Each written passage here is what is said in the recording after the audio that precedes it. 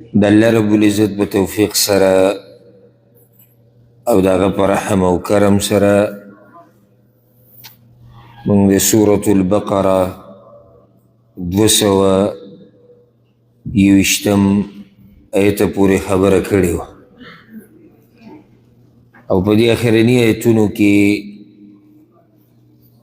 بعض احکام الله رب العزت بیانول چې په هغې سره د مسلمانانو تربیت یې کو او دا خبره موږ ذکر کړې وه چې سورة البقره د هجرت نه بعد چې کله رسول صلی الله علیه وسلم مدینې ته راغی نو دا صورت نازل شوی او په دې کې الله رب العزت بیا مسلمانانو ته ډېر احکامات راولېږل د حلال او د حرام او د عبادت ډېرې مسلې ورته بیان کړي.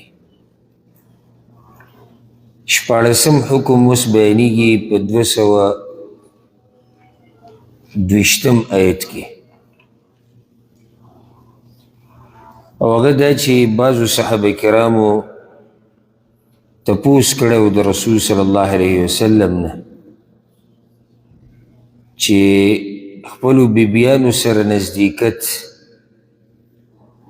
په هغو ورځو کې چې د هغوی مهواري دا جایز ده او که نه. دلته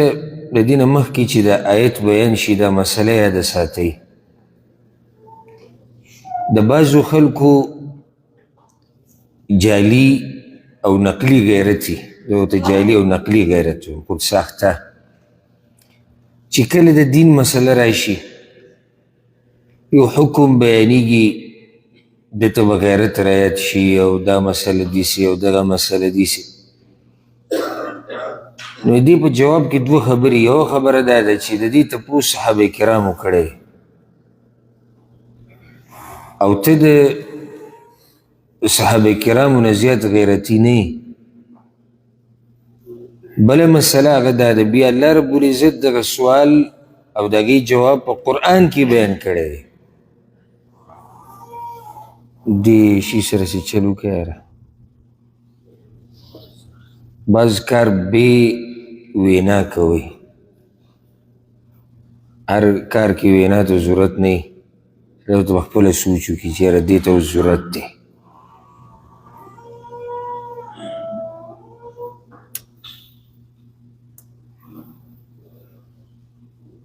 بله خبره ده چې الله رب العزت دا سوال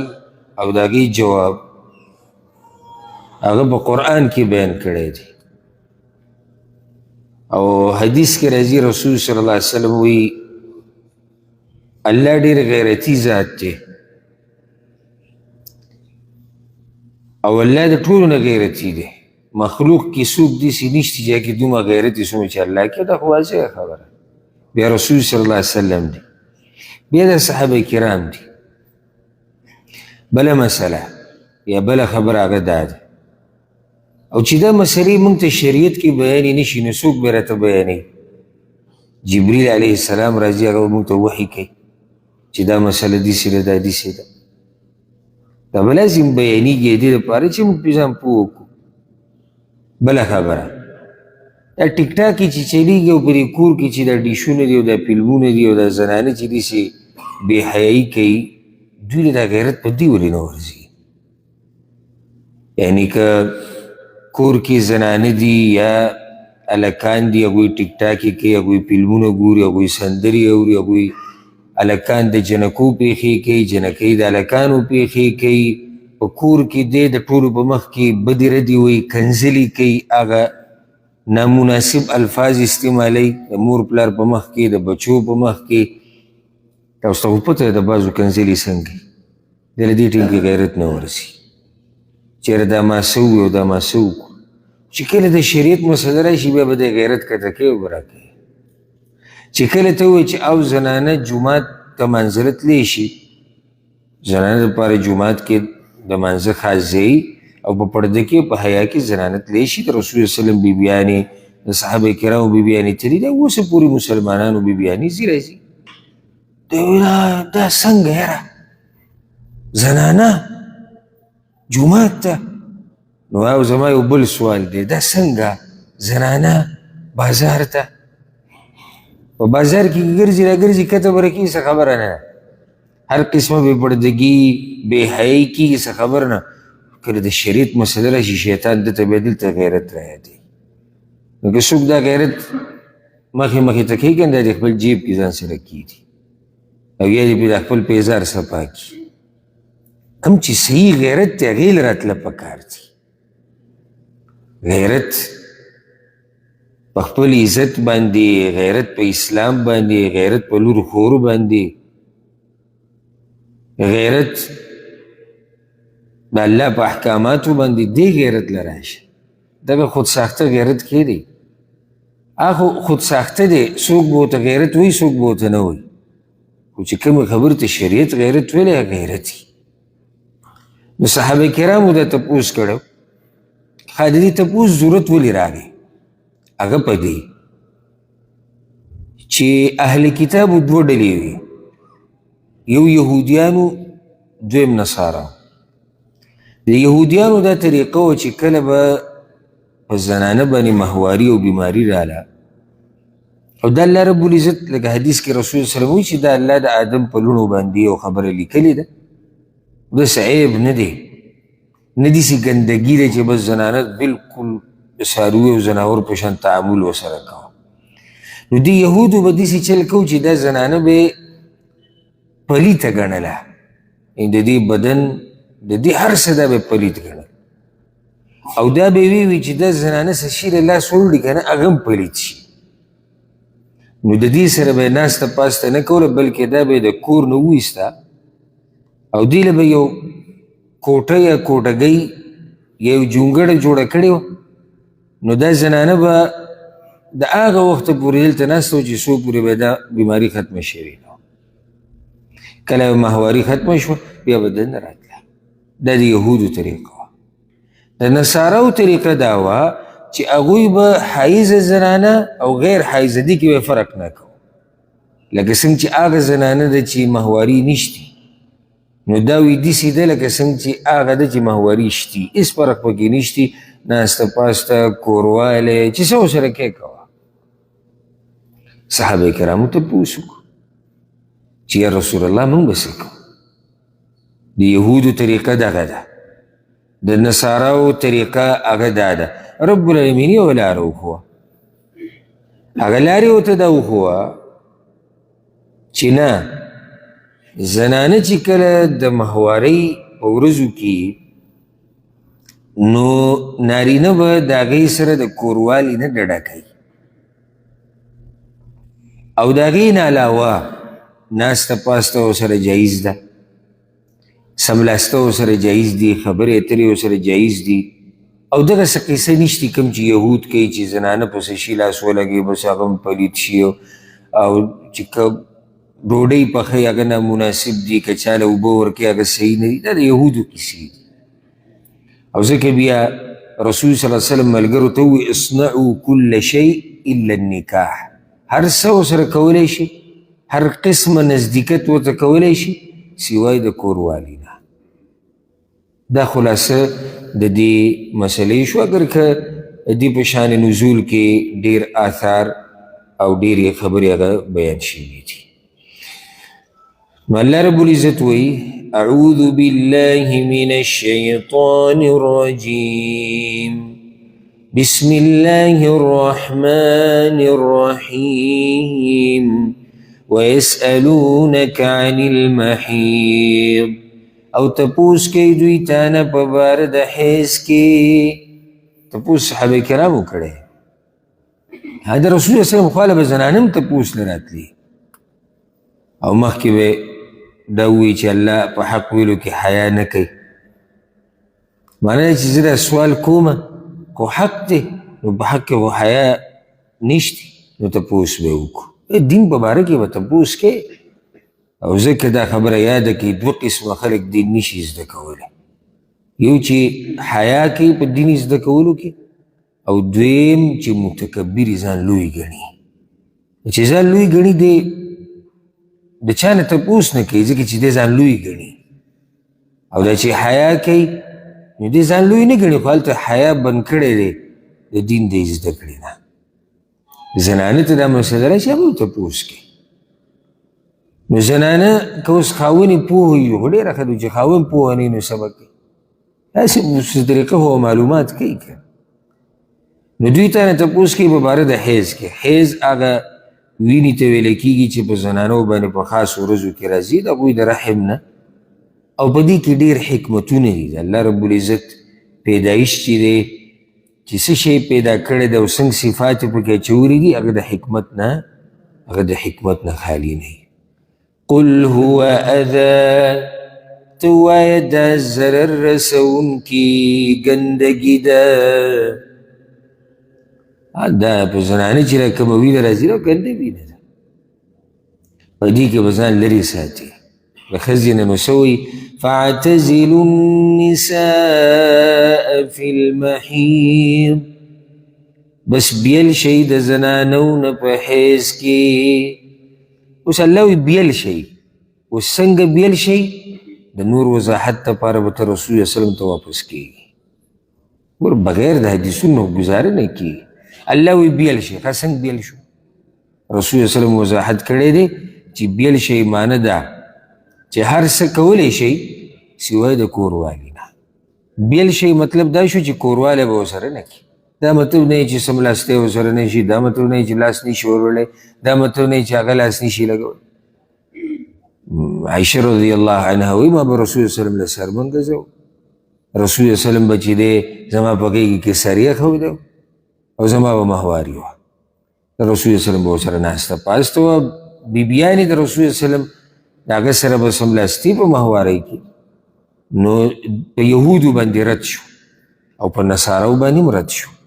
ځکه چې نصارا خو به دغه ګندګۍ کې کوروالی کوي. الله دغې نه منع وکړه. د یهود ډېر زیاتې کوي نو په هغوی باندې هم رد وشو. ولا تقربوهن حتى يطهرن او من نږدې کېږئ دوی ته تر دې چې دوی پاکې شي. فاذا تطهرن نو کله چې ځان ښه پاک کړي فأتوهن من حيث أمركم الله نو بیا راځئ دوی ته د هغه ځای نه چې الله تاسو ته حکم کړی دی. ان الله يحب التوابين یقینا الله مینه کوي د توبه ویستونکو سره ويحب المتطهرين او مینه کوي د پاکي کوونکو سره. ولا تقربوهن نه به نږدې کېږي. نه به نږدې کېږي څه مطلب شو؟ جماع به ورسره نه کوي کوروالی به ورسره نه کوي. ولا تقربوهن حتى يطهرن تر دې چې دوی پاکې شي. پاکې شي مطلب یعنې تر دې چې د دوی د وینه او مهواري بنده شي. فاذا تطهرن نو کله چې ځان ښه پاک کړي نو ګوره بیا د پاکوالي خبره ده. دې کې د جمهور العلما دا قول دی وایي د دویم پیر پاکوالي نه مراد چې کله غسل وکړي نو د دې نه مسله دا راووته که چېرته د یو زنانه حیض بند شو او طهارت پرې راغی نو خاوند ورسره د هغه وخته پورې کوروالی نشي کولی چې څو پورې دې غسل نه کړی. دلیل پې دا دی چې الله یو پیري وي کله چې دوی پاکې شي بیا وایي چې کله ځان ښه پاک کړي بیا ورته نږدې کېږي. نو ځان ښه پاک کړي په څه سره؟ په غسل سره. او دا راجح قول دی او په دې کې احتیاط دی. فأتوهن نو بیا راتګ کوئ دوی ته من حیث امرکم الله په هغه ځای کې چې الله تاسو ته د هغې ویلي دي. یعنی من حیث امرکم الله فی الموضع الذي احله الله لكم. بیا راتګ کوئ دوی ته په هغه ځای کې چې الله ستاسو لپاره حلال کړی دی. نو دې کې دا مسله هم راووته چې زنانه سره کوروالی کول هغې ته نزدېکت د دبور د طرف نه دا حرام دی. او حدیث کې رسول صلی الله علیه وسلم وایي او دا صحیح حدیث دی امام ابن ابي شیبه هم راوړی دی امام احمد هم راوړی دی. وایي من اتی حائضا چا چې د حایضې زنانه سره کوروالی وکړو او امرأة فی دبرها یا د زنانه سره په دبور کې کوروالی وکړو او کاهنن او یا لړ په کاهن نجومي پسې او هغه خبرې رښتینې وګڼلې فقد کفر بما انزل على محمد صلی الله علیه وسلم نو د انکار وکړو د هغه څه نه چې په رسول وسلم باندې نازل شوي دي او حدیث کې داسې هم راځي امام ترمذي راوړی دی رسول وسلم وی عبدالله بن عباس حدیث دی اقبل وادبر واتقي الدبر والحیضه په هره طریقې سره چې وي د خپل بیبي سره کورواله کې کوه دوه خبرو نه ځان ساته حیض کې به ورته نه نږدې کېږي او د دبور د طرف نه به ورسره کورواله راکړي نور دا د بیبي ده چې هر څنګه کورواله ورسره کوي هغه کولی شي او سبحان الله هسې علم کې او تپوس کې حیا نه کول دي کې یو قصه مسروق رحمه الله په عایشه رضی الله عنها پسې یو پیر ورغی او سلام یې پرې واچو هغې ورته هرکلی ووي وی ما ورته بیا وی چې زه یو تپوس کول غواړم خو انا استحیي حیا راله راځي هغې ورته انما انا امک وانت ابني زه ستا د مور په ځای یم ته زما د زوی په ځای یې د رسول وسلم بیبیانې دا د امتیانو میندې دي خیر یې تپوس وکړه ما للرجل من امرأته وهي حائض سوال دا دی چې کله زنانه باندې د حیض بیماري راشي نو د سړي دپاره څه روا دي او څه ناروا دي هغې ورته ویې هر څه روا دي خو د قرباني نه ځان لرې ساتي نو دا مسله دلته بیانه شو بیا الله وایي ان الله یحب التوابین الله هغه خلک خوښوي چې توبې ډېرې وباسي ویحب المتطهرین او الله هغه خلک ډېر خوښوي چې د پاکۍ خیال ساتي ولې د آیت په آخره کې د توبې او د طهارت ذکر د توبې ذکر یې به دې وکړو که چا نه دا ګناه شوي نو شوي ده ته اوس توبه دې وباسي الله ته دې واپس شي او الله خوښوي توبه ویستونکي دلته دا مسله یاده کوي دا د عوامو مسله ده چې په دې سره ښځه طلاقېږي دا دې سره ښځه نه طلاقېږي او دا غټه ګناه ده لویه ګناه ده موږ اوس حدیث ذکر کوو وعید خو ښځه ورسره نه طلاقېږي بیا او وی د الله هغه خلک خوښ دي چې هغوی د طهارت خیال ساتي بیا خبره یاده کوي او ځای په ځای به راشي قرآن کې شریعت طهارت ډېر خوښوي او خیال هم نه دی دا ولې د مانځه دپاره اودس چاردام دی او ولې د غسل دی ولې د تیمم دی د ټول دې دپاره چې انسان پاک وي د الله رب العزت طهارت خوښي او پاک خلک یې خوښي او دلته یې دا په دې وي ځکه چې کم سړی د زنانه نه په دغه ورځو کې ځان لرې ساتي مطلب د کوروالي نه نو دی د ګندګۍ نه ځان لرې ساتي معنی دی چې د طهارت خوښوي او پاک سړی دی د الله رب العزت داسې خلک خوښ دي نو کوشش کوئ شروع د عقیدې نه وکوئ اصل طهارت هغه دی عقیدې پاکې ساتئ خپله کپړه جامه بدن د اوسېدو ځای د ناستې پاستې ځای په دې باندې انسان په دنیا کې هم اوچتېږي په آخرت کې دنیا کې داسې چې دا مخلوق هم داسې سړی خوښوي د انسانان هم داسې انسان خوښوي چې هغه پاک صفایي او دلته به دا ټپه نه کې بعضو دقه یو قصه یې زده کړې ده غریبي ده او غریبي ده غریبي څوک د طهارت نه منع کوي یو سړی غریب دی نو لکه دی به په بد حال ګرځي بین به تیزي او غاښونه به په بد حالي او څه چل دی غریب دی غریب دی زیات نه سړی دا وویلی چې کور یې نشتي خوراک یې ښه نه دی ځکه چې غریب دی جامې کپړې مزېداره نه ده ځکه چې غریب دی پیزارې مزېدار نه غریب خو کپړې سخا دي دا پاکولی نه شي ځکه چې غریب دی غربت دې مرتبې ته خو ده خو اوبه دې راواله واچوه بېسه پاک تا ته خو چا دا نه دي ویلي چې نوي جامې واغونده یا نوي پیزار په خپو کړه تا ته دا ویلی شوي دي چې دا کومه جوړه چې دې ده دا پاکه ساته ځکه شریعت وی خوشبو ډېره استعمالوه او د رسول وسلم خوشبو ډېره خوښه نو په دې کې ما بعض خلک لیدلي چې هغو ډېره کوتاهي کوي ډېر په بد حال ګرځي او کله د سړي سره غاړه میلاوي یا داسې پخوا دې تیر شي بین تې روان دومره په بد حالي د رب العالمین پاک او صفا خلق خوښي. اوس بل 18 حکم بیانیږي، هغه دا چې زنانه سره چې څنګه کوروالی کوي کولی شي، خو دبر کې کوروالی د زنانه سره د ګناه کبیره ده. نساؤکم حرث لکم، بیبیانې ستاسو فصل دی ستاسو دپاره. فأتو حرثکم انا شئتم، نو راتګ کوئ فصل خپل ته په کومه طریقه چې ستاسو خوښوي. وقدموا لأنفسکم،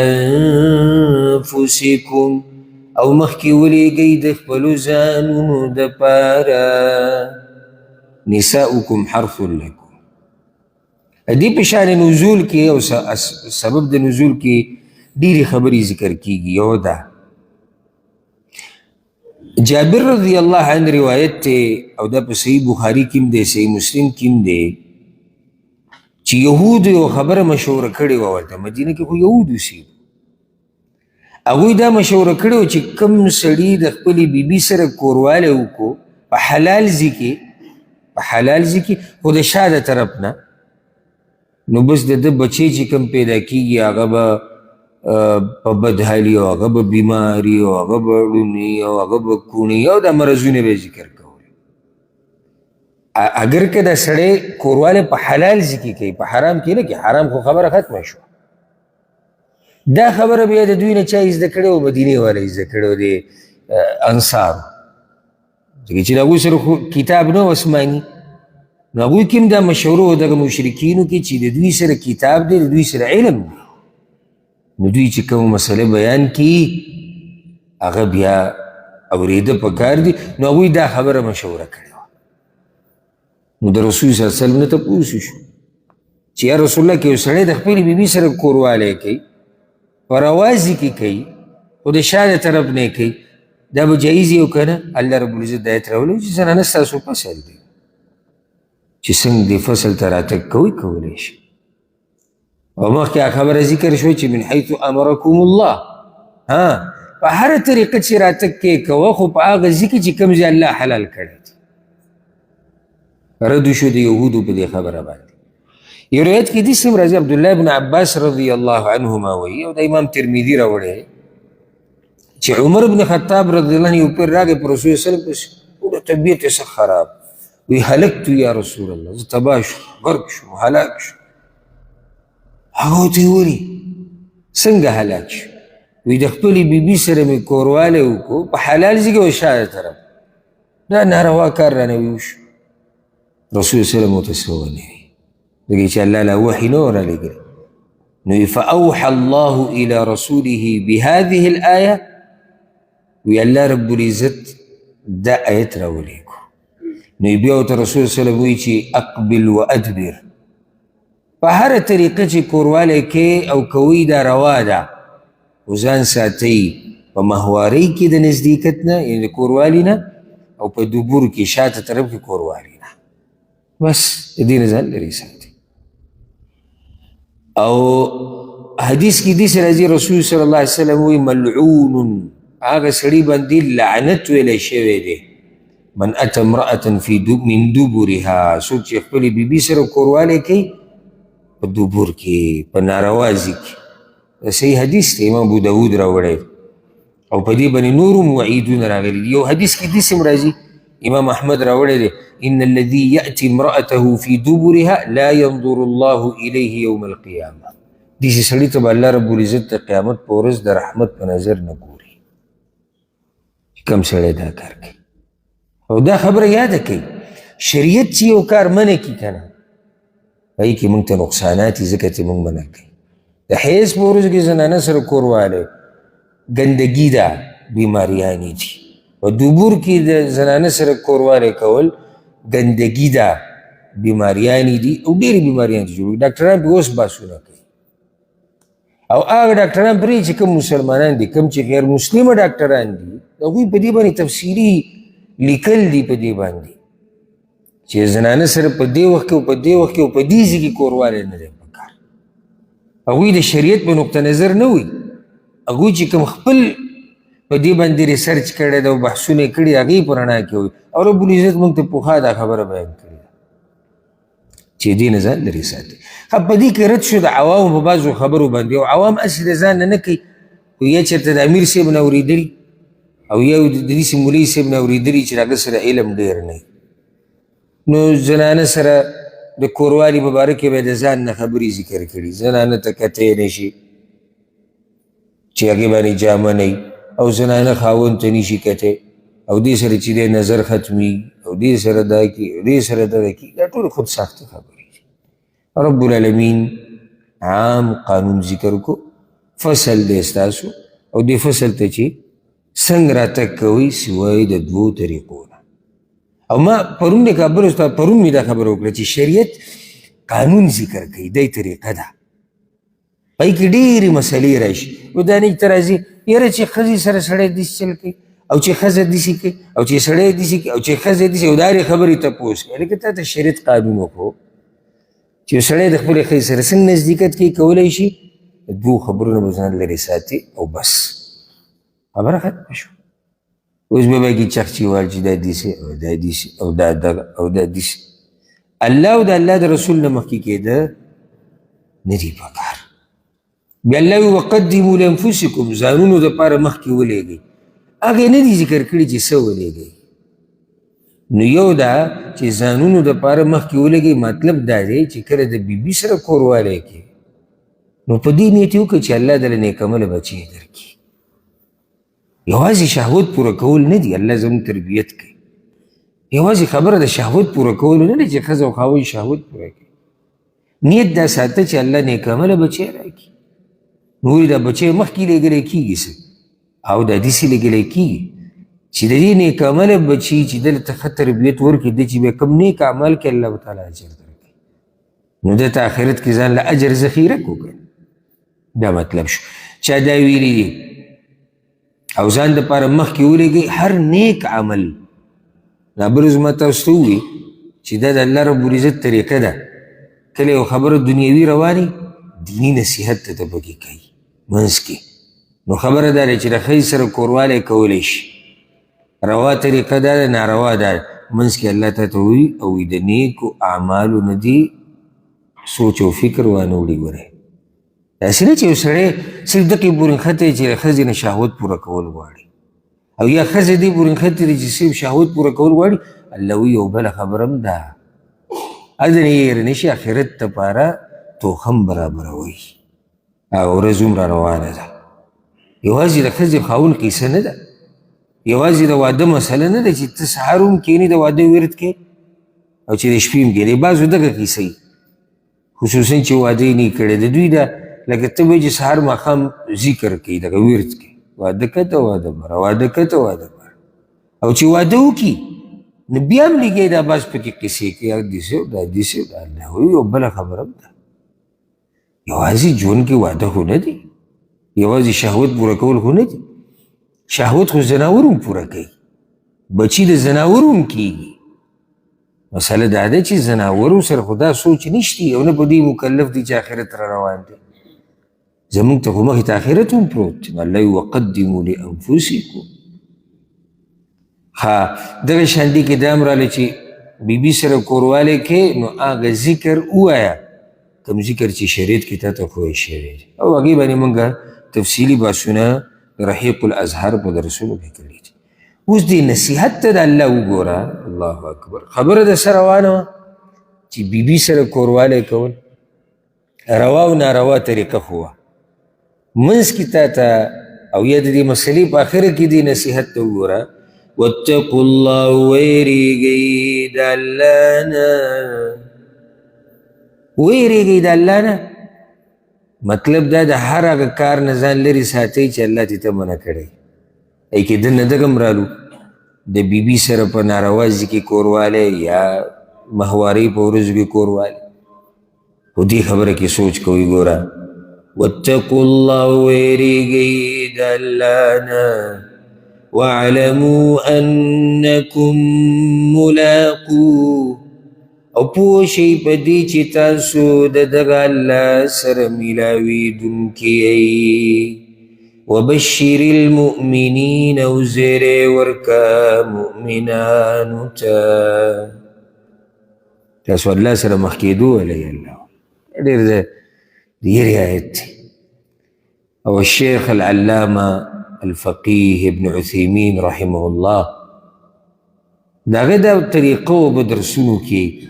اگر اکثر دا آیت شاگردان تر آیدو واتقوا الله وعلموا انکم ملاقو دا اللہ نویری گئی او گر دا آیت ساتی چی یورز بدک اللہ تا مخامخ کی گئی نو اللہ تا مخامخ کی گئی دا نده چی خپل مرضی دی اکڑا حلال و حرام بخیال ساتی اللہ بدن تپوس کی نو بیوی زیر ورک مومنانو تا سره ډیر ویریږي چې الله ته مخامخ کېږم دا خو ډېره لویه سخته ده او سخته ده الله وي مؤمنانو له زیری ورکړه کوم چې د الله منلې ده د هغوی دپاره خو د خوشحالۍ ورځ ده خو د هغه چا دپاره چې د الله یې منلې ده